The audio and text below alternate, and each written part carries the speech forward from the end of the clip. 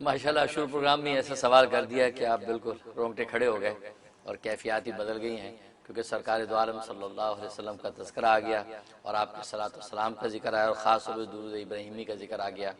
اور جہاں تک خواب کا تعلق ہے، خواب ماشاءاللہ آپ کا بہت خوبصورت ہے، رسول اللہ صلی اللہ علیہ وسلم کے دربار بھی گویا کہ وہ صلاۃ والسلام جس انداز سے آپ پڑھتے ہیں وہ قبول ہو گیا ہے، اور یہ قبولیت جو ہے بہت بڑی بشارت ہے۔ پھر آپ کو بوسہ دینا رسول اللہ صلی اللہ علیہ وسلم کی خاص نظر کرم کا اشارہ ہے۔ آپ کو انشاءاللہ اتباع سنت اور صلاۃ والسلام کی توفیق جو انشاءاللہ یہ اس پر استقامت رہے گی، دائم رہے گا یہ سلسلہ، اور اسی طریقے سے آپ انشاءاللہ دین پر جو ہے قائم و دائم رہیں گے، بہت مبارک ہے۔ اور باقی جہاں تک آپ بتا رہے ہیں کہ صلاۃ والسلام جو درود ابراہیمی ہے، اس کے بارے میں پہلی بات تو جیسے خود رسول اللہ صلی اللہ علیہ وسلم نے خواب میں آپ کو اس درود کے بارے میں فرمایا کہ یہ درود سب سے بہترین ہے۔ وہ بہترین کی بنیاد یہ ہے کہ اس میں صلاۃ اور برکت دونوں ہیں، اس کے اندر صلاۃ بھی ہے، آپ کے لیے رحمت کی دعا بھی ہے، اور پھر برکت کی دعا، کہ اس لیے کہ بارک بھی آپ پڑھ رہے ہیں، اس میں صلی بھی پڑھ رہے ہیں، تو لہذا جو وہ اور یہ دونوں چیزیں درود ابراہیمی کے اندر بھی جمع ہے، رحمت بھی ہے اور برکت بھی ہے۔ پہلی بات تو یہ خود نبی کریم صلی اللہ علیہ وسلم کا ارشاد ہے کہ جس نے درود ابراہیمی مجھ پر پڑھا اس نے گویا کہ میرا اور میرے اہل بیت کا سے محبت اور عقیدت کا حق ادا کر دیا۔ یعنی یہ وہ درود اصل میں اس کے پڑھنے سے گویا کہ آپ نے نبی پاک صلی اللہ علیہ وسلم کا اور آپ کے جو اہل بیت ہیں ان کا حق ادا کر دیا۔ یہ آپ نے خود ارشاد فرمایا، تبھی آپ نے بھی اس صلاۃ والسلام کو بہت پسند فرمایا، اور نماز کے اندر بھی یہ درود ابراہیمی پڑھا جاتا ہے، اور اس کا مقصد یہی ہے کہ ظاہر ہے کہ نبی کریم صلی اللہ علیہ وسلم، پھر آپ کی آل، اور آپ کی آل پھر یہ کہ آپ سے پہلے سے جو آپ کا سلسلہ چلا رہا وہ سب کے سب اس میں جب شامل ہو جاتے ہیں تو ظاہر ہے کہ رسول اللہ صلی اللہ علیہ وسلم کی خود اپنی مسرت کا عالم کیا ہوگا۔ اب انسان جو ہے آپ کے باپ دادا کو بھی دعائیں دے اور آپ کی آنے والی نسلوں کو بھی دعائیں دیں، آپ خود فطری طور پہ کتنی محبت محسوس کرتے ہیں۔ اب اگر آپ کے والد کی کوئی تعریف کرے، آپ کے جد امجد کی تعریف کرے، تو آپ کو کتنا اچھا لگے گا کہ ماشاءاللہ اچھا آپ میرے والد صاحب کو جانتے ہیں، اچھا آپ میرے دادا سے بھی واقف ہیں، اچھا ماشاءاللہ، تو وہ آپ کی محبت عنایت اور بڑھ جاتی ہے۔ پھر آپ کی اولاد کو بھی دعائیں دینے لگے، جی ماشاءاللہ میں تو آپ کے فلاں بیٹا، فلاں بچے، فلاں سے بھی واقف ہوں ماشاءاللہ، ان کے لیے میں دعا کرتا ہوں، تو پھر آپ کی محبت کا عالم کیا ہوگا۔ تو گویا کہ اصول اور فروع یہ دو ہی سلسلے ہوتے ہیں انسان کی جو ہے نسب و حسب کے۔ تو اب نبی پاک صلی اللہ علیہ وسلم کے جو اصول ہیں جو حضرت ابراہیم علیہ السلام سے چلے آ رہے ہیں، پھر آگے فروع ہیں جو آپ اہل بیت ہیں، تو دونوں کو آپ نے جب رحمت کی دعا اور برکت کی دعا، رحمت کا تعلق آخرت کے ساتھ ہے کہ آخرت کے دینی اور آخرت کے امور وہ جو ہے اس پہ اللہ تبارک و تعالیٰ کی خاص عنایت ہو جائے، اور برکت میں مادی انسان کی جتنی ضرورتیں ہیں اور جو کفالتیں انسان کو جو دنیا میں جس کے لیے آسودہ حال زندگی چاہیے وہ ساری برکت کے اندر شامل ہو جاتی ہیں، انسان کی مالی اور فائنینشیل، انسان کی دنیاوی جو ہے وجاہت، تو دونوں چیزوں کو شامل کر دیا آپ نے، رحمت و برکت کو، اور آپ نے اصول اور فروع دونوں کے لیے دعائیں کر دی، اور خود اس شخص کو بھی شامل کر دیا۔ تو یہ تو نیچرل بات ہے کہ آپ کی مسرت کا عالم کیا ہوتا ہے کہ آپ کو بھی بندہ دعائیں دے رہا، آپ کے باپ دادا کو بھی، آپ کی نسلوں کو بھی، تو یہ تو انتہا کر دی اس نے۔ تبھی تو نبی کریم صلی اللہ علیہ وسلم نے فرمایا کہ ایسے شخص نے جسے درود ابراہیم بھی پڑھا، اس نے مجھ سے اور میری آل اولاد سے محبت کی انتہا کر دی ہے، حق ادا کر دیا عقیدت کا۔ اس لیے اس کو جو ہے وہ ریکمنڈ کیا جاتا ہے، اور نماز میں بھی اسی کو جو ہے وہ پیش کیا جاتا ہے۔ اس لیے نبی پاک صلی اللہ علیہ وسلم تو عقلی دلیل تو یہی ہو گئی کہ انسان کی جو ہے آل اولاد جو ہے وہ اصول فروع سارے شامل ہیں، جیسے خود انسان اس کے اندر ایک کشش اور محبت فیل کرتا ہے، اسی طریقے سے جو ہے وہ نبی پاک صلی اللہ علیہ وسلم کو بھی مسرت ہوتی ہے۔ اور باقی یہ کہنا کہ ابراہیم علیہ السلام کے ساتھ ذکر ہے، تشبیہ ہے، تو بھئی اس تشبیہ ہے، وہ اس تشبیہ سے یہ مقصد نہیں ہے کہ بعض لوگ اسے یہ شبہ اٹھا دیتے ہیں کہ ابراہیم علیہ السلام پر صلاۃ والسلام اس کا مطلب افضل ہے، افضل ہو گیا، کیونکہ ظاہر ہے کہ جس میں تشبیہ دی جاتی ہے مشبہ بھی ہوتا ہے، وہ مشبہ سے افضل ہوتا ہے۔ جیسے کہا جاتا ہے یار تمہارا چہرہ چاند جیسا ہے،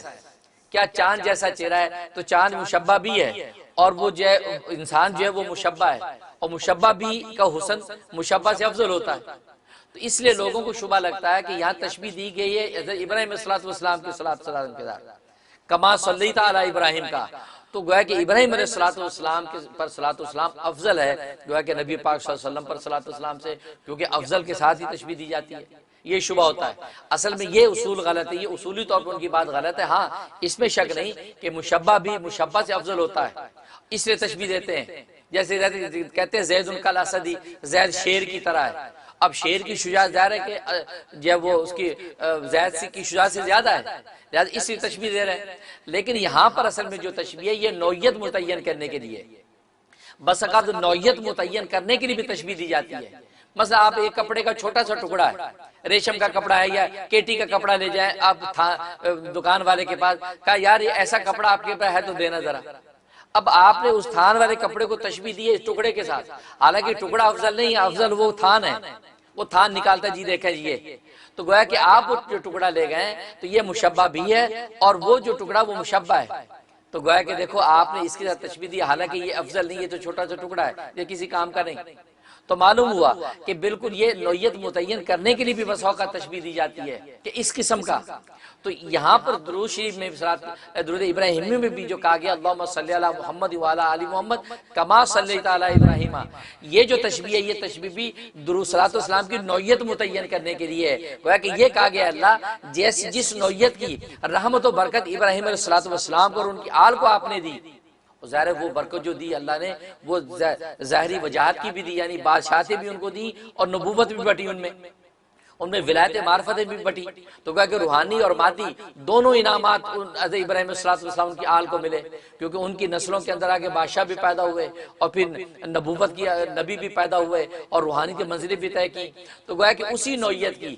اسی نوعیت کی صلاۃ والسلام نبی پاک مانگ رہے ہیں کہ یا اللہ میرے اور میری آل و اولاد کے لیے بھی یا اللہ اسی طرح کی اسی نوعیت کی جو ہے وہ رحمت اور برکت عطا فرما کہ مادی خزانے بھی خوب ہوں اور روحانی خزانے بھی خوب ہوں،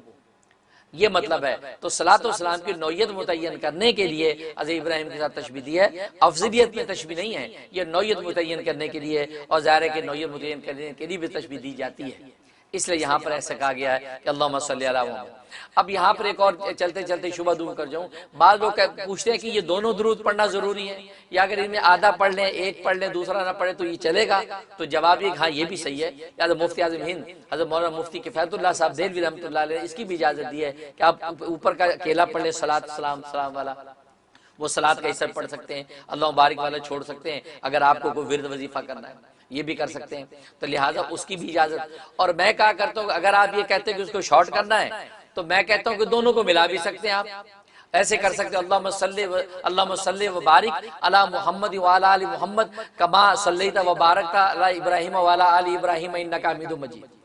تو اگر دونوں کو اکٹھا کر دیا مرج کر دیا تو وہ آپ کا وقت بھی بچا اور ورد وظیفے کے اندر جو ہے آپ زیادہ سے زیادہ پڑھ سکتے ہیں، کیونکہ صلی و بارک اکٹھا کر دیا اللہم صلی و بارک علی محمد وعلی آل محمد کما صلیت و بارکت علی ابراہیم وعلی آل ابراہیم انک حمید مجید،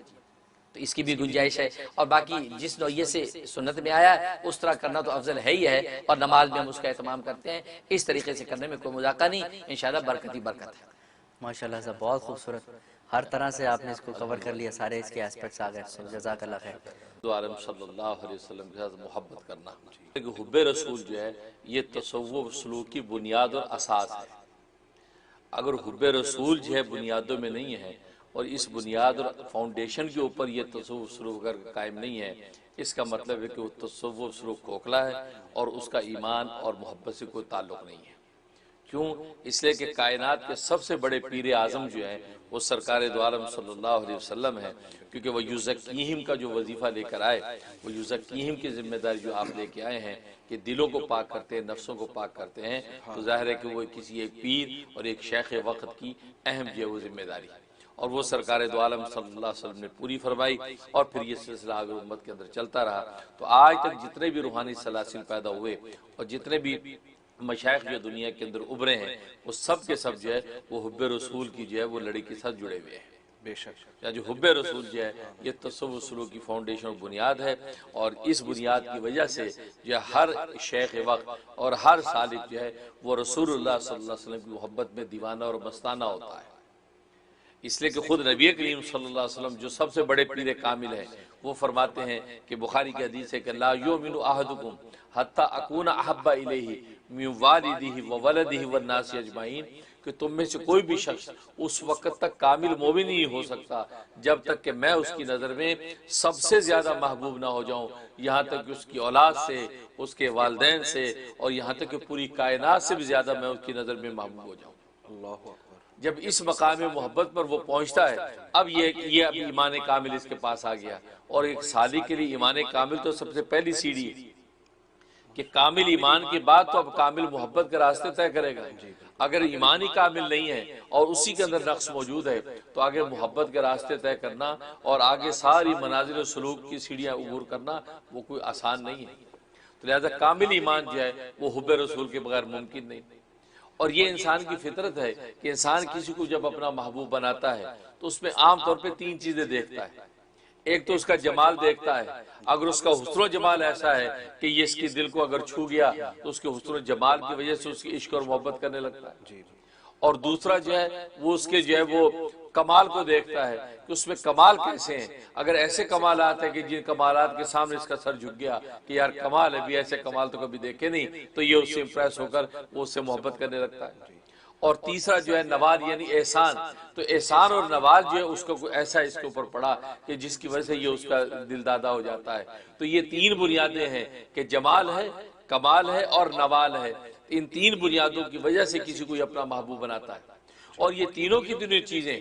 بدرجہ اتم اگر کسی شخصیت میں دنیا کے اندر موجود ہیں تو وہ سرکار دو عالم صلی اللہ علیہ وسلم کی ذات عالی ہے. آپ جیسے جمال انسانیت نے دیکھا نہیں، بلکہ خود جو ہے وہ حسان بن ثابت ایک شعر کہتے ہیں کہ وہ احسن من کا لم تر قط عینی واجمل من کا لم تلد النساء. کہ میری آنکھ نے آپ جیسا حسین دیکھا ہی نہیں. سبحان اللہ. اور یہاں تو میری آنکھ نے دیکھا. اور ایک روایت میں عینون کے لفظ ہے کہ وہ احسن من کا لم تر قط عینون، کسی آنکھ نے بھی آپ جیسا حسین دیکھا نہیں. ولم تر قط عینی اور وہ اجمل من کا لم تلد النساء، اور آپ جیسا خوبصورت کسی ماں نے کبھی جنا نہیں.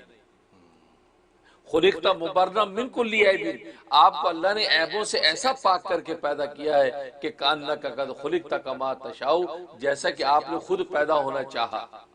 ظاہر کہ انسان خود کیسا چاہتا ہے، سب سے زیادہ باجمال اور سب سے زیادہ باکمال بننا چاہتا ہے. تو فرمایا جیسی آپ کی چاہت و منشا تھی اللہ تبارک و تعالی نے ویسی سانچے میں آپ کی تخلیق کر دی. سبحان اللہ. تو آپ کے جو ہے کمالات اور حسن و جمال کا عالم یہ تھا. تو لہذا اس ایسی اتنی حسین محبوب کو کوئی محبوب نہ بنائے. یہ جو وہی وہ ضد اور یناد اور حسد ہی تو ہو سکتا ہے کہ جس سے وہ پیچھے ہٹ جائیں. لہذا یہ کہ ابو جہل کی آنکھ اس حسن جمال کو پہچانتی تو ہے لیکن مانتی نہیں تھی. عتبہ شیبہ کی نگاہوں نے وہ حسن جمال کی رعنائیاں دیکھی، اس کو پہچان تو لیا لیکن اس کو مانا نہیں. اور ایمان پہچاننے کا نام نہیں تھا اور ایمان ماننے کا نام تھا، بے شک. اس لیے وہ مومن نہ ہو پائے. اسی طریقے سے آپ کا کمال، آپ کے کمال کی حالت یہ ہے کہ آپ امام الانبیاء ہیں. خود فرمایا کہ انا نبی الانبیاء، میں عام امتوں کا نبی نہیں، میں تو سارے نبیوں کا بھی نبی ہوں، کیونکہ سارے نبیوں نے میری اقتداء میں نماز پڑھی. چنانچہ کہ اسراء اور معراج کے سفر میں بیت المقدس میں آپ نے تمام انبیاء کو نماز پڑھائی. تو آپ امام الانبیاء بن گئے. جو انبیاء اپنی اپنی ذات میں اتنے کمالات لائے ہیں کہ جناب نگاہ نہیں اٹھتی اس کی طرف، اور آپ ان سب کے امام ہیں اور سارے نبیوں کے کمال تو آپ میں ہے ہی ہیں. اس کے علاوہ ایکسٹرا کمال اللہ نے آپ کو اتنے دیے ہیں کہ وہ شاعر کہتا ہے نا محبت میں کہ حسن یوسف دم عیسیٰ ید بیضا داری، آنچے خوبا ہما دارن کہ تو تنہا داری. کہ یوسف کا حسن ہو یا عیسیٰ کا جو دم ہو یا موسیٰ کے کمالات ہو، سارے انبیاء کے کمالات جمع کر کے ایک محمد کی ذات میں جمع کر دی. سبحان اللہ. فرمایا کہ یہ آپ کے کمالات کی عالم. پھر آپ کا نوال، آپ کا احسان پوری انسانیت پر یہ کہ آپ خود فرماتے ہیں کہ انا معلم، میں معلم بن کے آیا ہوں. میں معلم بن کے، اخلاق کا بھی معلم، علم کا بھی معلم، اور ایسا معلم انسانیت بن کے آیا ہوں کہ گویا کہ انبیاء نے بھی آپ ہی کے علم سے حصہ پایا. اللہ اکبر. آپ ہی کے علم سے حصہ پایا. اس لیے حدیث میں آتا ہے کہ جب اللہ تبارک و تعالی نے عالم ارواح کے اندر روحوں کو جمع کیا تھا اور پہلا سوال کیا تھا کہ کہا تھا کہ سوال کیا تھا اللہ تبارک و تعالیٰ نے الیس بربکم، کیا میں تمہارا رب نہیں ہوں؟ الست بربکم، میں تمہارا رب نہیں ہوں؟ یہ سوال کیا تھا.